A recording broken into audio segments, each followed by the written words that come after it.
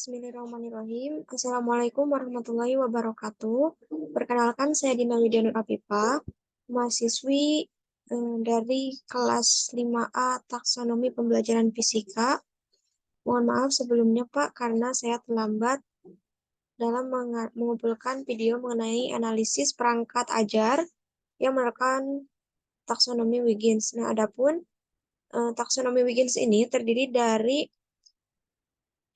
6 aspek kemampuan pemahaman. Ada penjelasan, interpretasi, aplikasi, perspektif, empati, pengenalan diri, atau refleksi diri. Kemudian untuk analisisnya,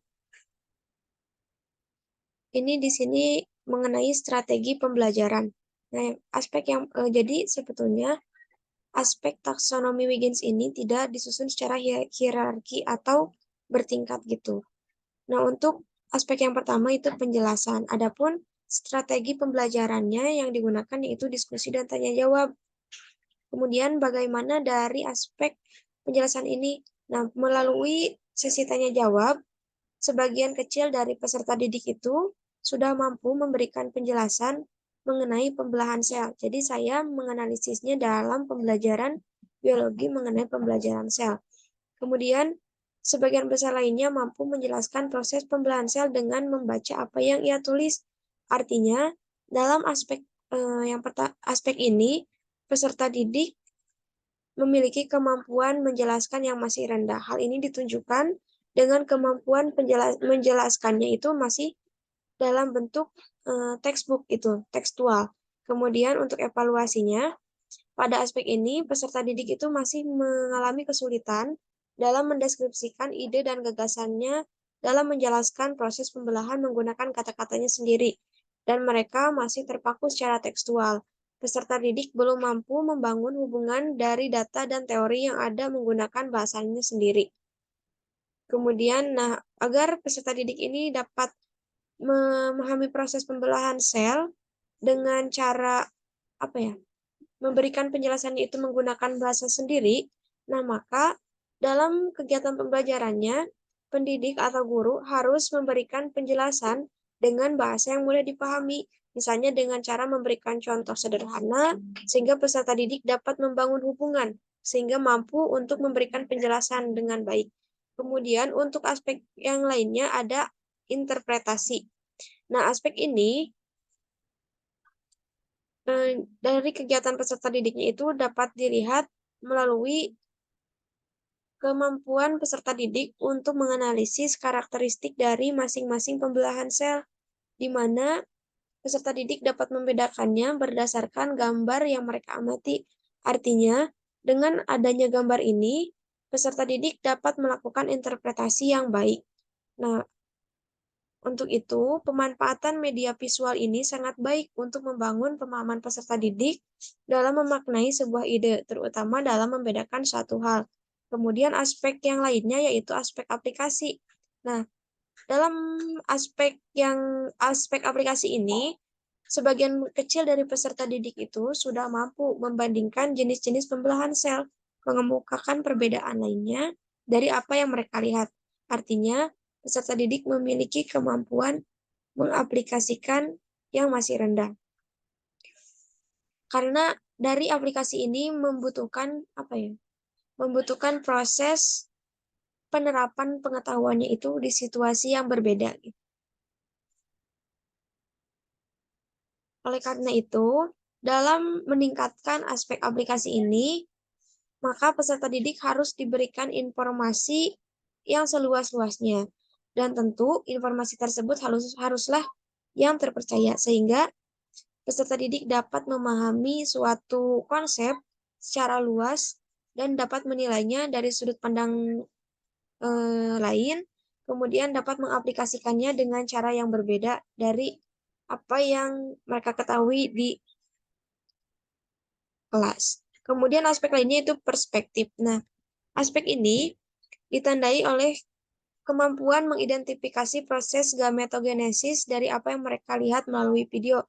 Akan tetapi, kemampuan mengidentifikasi ini itu masih hanya sebagian kecil peserta didik yang mampu melakukannya gitu. Artinya, peserta didik ini memiliki kemampuan menjelaskan proses gametogenesis ini dari sudut pandang yang berbeda dengan kemampuan yang masih rendah. Peserta didik belum mampu membuka sudut pandangnya dalam mengemukakan ide dan gagasannya dalam mengidentifikasi proses gametogenesis.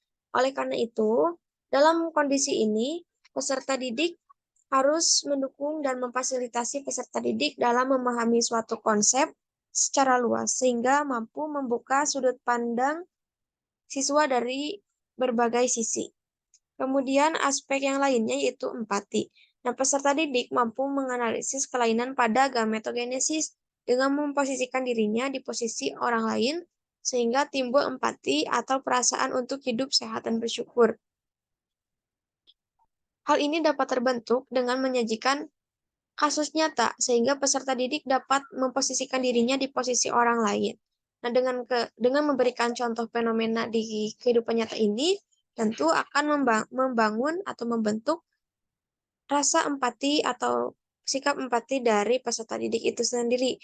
Kemudian aspek yang lainnya yaitu mengenai pengenalan diri atau refleksi diri. Nah, melalui kegiatan refleksi ini, peserta didik dapat mengenali dirinya sendiri, mulai dari pencapaian apa yang sudah ia peroleh, kemudian kesulitan apa yang mereka alami, di materi apa mereka yang belum pahami gitu. Kemudian mereka diharapkan dapat membangun strategi untuk menutupi dari apa yang mereka belum kuasai gitu, belum mereka pahami.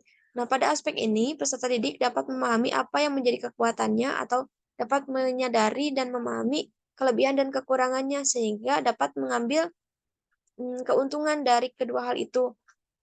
Nah, dalam hal ini, meskipun peserta didik menyadari misalnya kekurangan dan kelebihannya, sebagian kecil dari peserta didik itu belum bisa memanfaatkannya dengan baik. Oleh karena itu, seorang pendidik harus mampu memberikan pengarahan atau bimbingan sehingga peserta didik itu dapat mengenali dan mengendalikan dirinya dengan baik.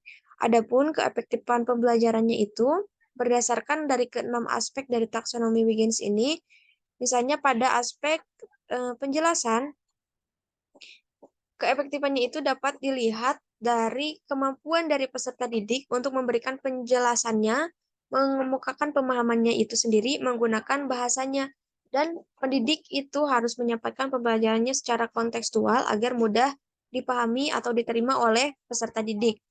Kemudian mengenai aspek interpretasi. Nah, pada aspek ini ditandai dengan kemampuan peserta didik dalam membaca informasi dan memaknainya sehingga diperoleh hubungan. Kemudian peserta didik dapat menginterpretasikannya dalam situasi yang lain. Kemudian untuk aspek aplikasi, hal ini dapat dilihat dari cara peserta didik dalam menggunakan pengetahuan dan pemahamannya dalam situasi yang nyata. Kemudian dari aspek perspektif, hal ini dapat dilihat dari terbukanya sudut pandang peserta didik dalam menilai sesuatu dengan cara yang berbeda, serta peserta didik tersebut mampu memberikan kritik. Kemudian untuk aspek empati, nah hal ini dapat dilihat dari kepedulian peserta didik dengan memposisikan dirinya di posisi orang lain. Dan untuk aspek pengenalan diri atau refleksi, hal ini dapat dilihat keefektifannya itu dari kemampuan peserta didik meningkatkan pengetahuan metakognitifnya dengan mengontrol dirinya sendiri secara mandiri. Nah, selain itu di sini juga ada contoh lainnya, penjabaran CP yang menggunakan taksonomi Wiggins, misalnya itu pada pembelajaran matematika fase B elemen bilangan. Di sini ada 4 aspek atau 4 taksonomi Wiggins, yaitu penjelasan, interpretasi, aplikasi, dan perspektif. Mungkin itu saja yang dapat saya sampaikan. Terima kasih. Wassalamualaikum warahmatullahi wabarakatuh.